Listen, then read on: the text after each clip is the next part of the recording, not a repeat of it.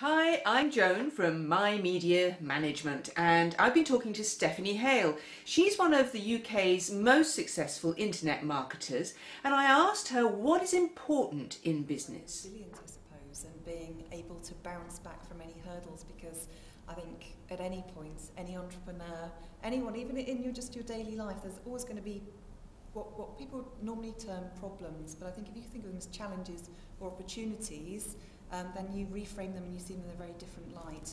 So I'd say crucial, that's the number one thing. Every millionaire that I've spoken to, and there's a lot now, at some point has had something pretty difficult happen in their lives, whether it's going bankrupt, their business struggling, they've had a project that has gone pear-shaped, and it's being able to bounce back from that and actually see it as something that they learn from, and rather than something that crushes them, something that actually energizes them and actually makes them work harder. So that's number one, more than any other thing, I'd say, more than any other trait, anything. Great, and so that's the main thing. What about some of the ancillary points? Because it's not just that, is it? Or is it? No, it's not just that. I think part of it is having the ability to communicate, to market well to other people.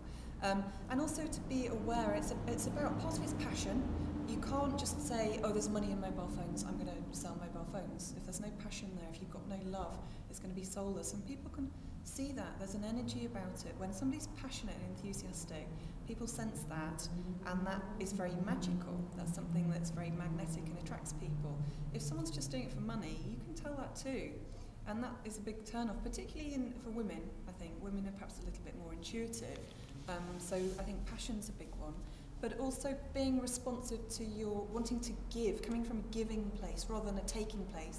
Again, that comes down to money. The taking place says, I want money.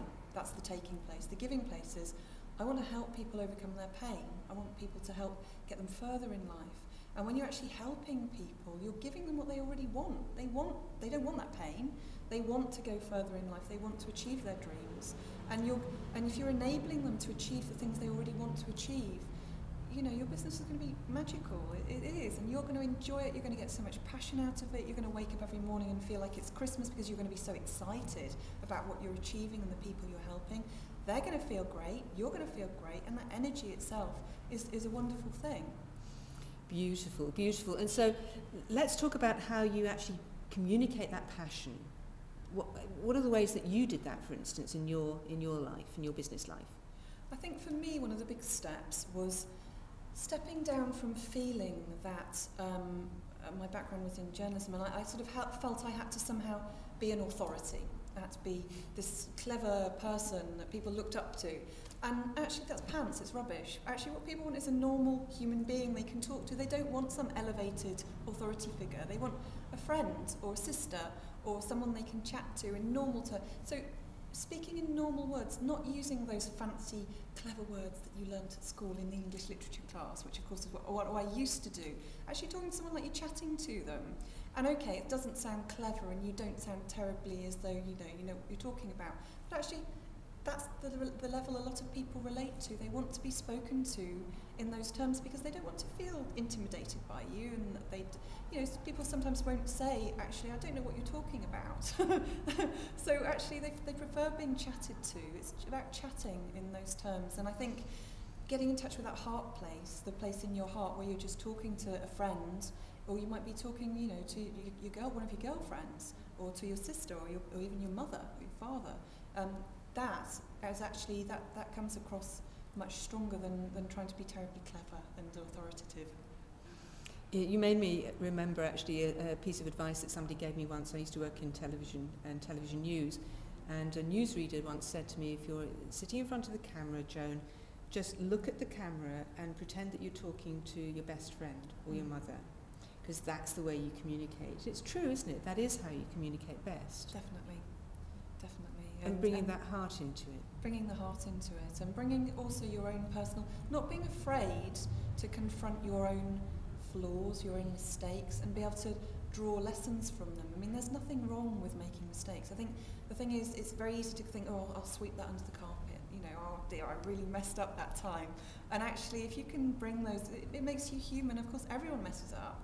And if they can see that you're messing up, and it makes them feel okay, and they think, well, actually, it's okay to do this because I learned from it, and they can relate to you in a much better way.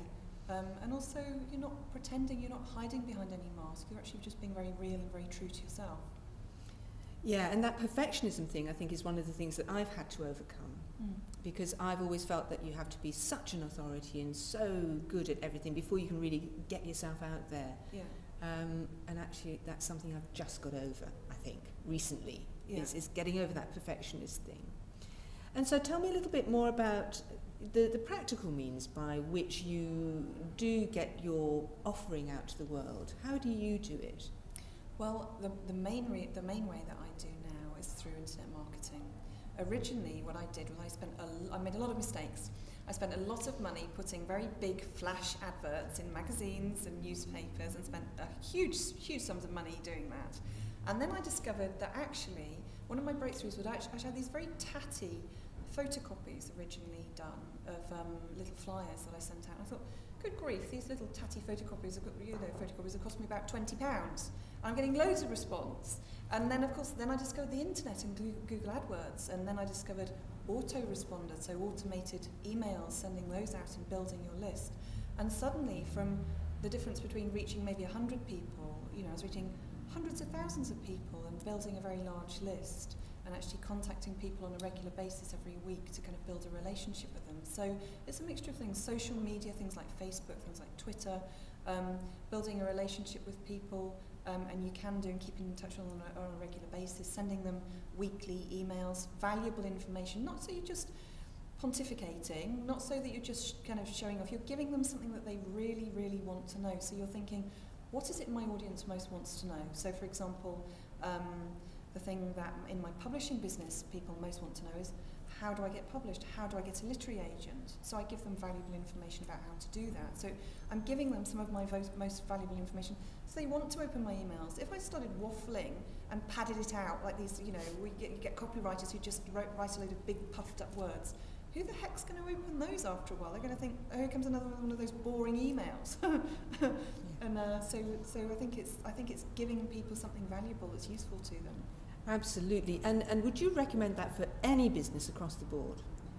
I think internet marketing is one of the most amazing things, and for me it was one of the breakthroughs, because I'd been operating on a very small scale, a very small plane, and I've been thinking things like, going to small events, so you have 100 people in a room, and operating where I was talking in front of a smaller audience. Once I realised that the internet was there, and you can reach people all over the world. I've got clients in Australia, in America, in Canada, in India, in Pakistan, people who've heard of me, who come to me with business.